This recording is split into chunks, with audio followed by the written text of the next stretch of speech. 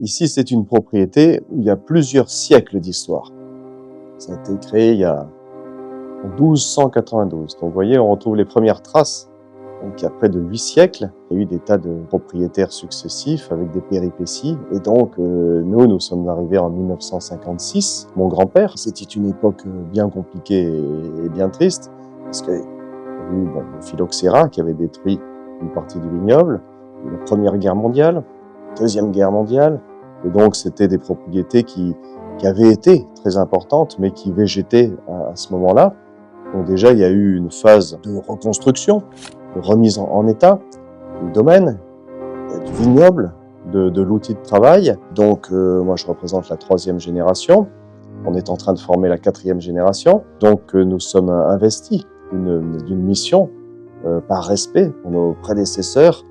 Et quand nos prédécesseurs sont des membres de la famille, donc puisque mon père s'est occupé du domaine pendant 40 ans, et puis mon grand-père avant lui, donc nous travaillons dans l'immense respect de notre famille et des autres personnes qui ont fait la réputation de Carbonieux. Bon, Carbonieux, c'est un gros domaine, 200 hectares de terre, la moitié en vigne, 100 hectares, donc la vigne. Le vin sont les principales activités, bien sûr. On n'est plus en polyculture comme à l'époque.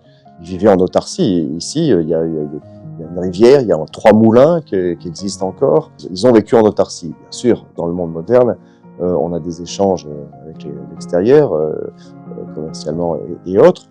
Ici, on fait vivre la région, la coutume locale, en étant ouvert, en recevant, en faisant des portes ouvertes, des choses comme ça. On expose des artistes, des peintres ou sculpteurs ou autres, des concerts aussi, des concerts de musique, des ballets, des danses. Voilà, on a une vie culturelle au-delà du vin qui nous permettent d'échanger avec des personnes qui ont un savoir-faire localement.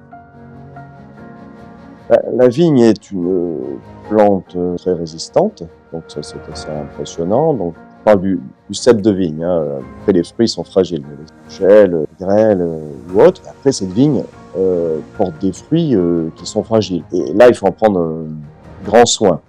Et bien sûr, le climat, la météo du moment est un facteur déterminant pour la qualité du vin, mais pas que. L'homme.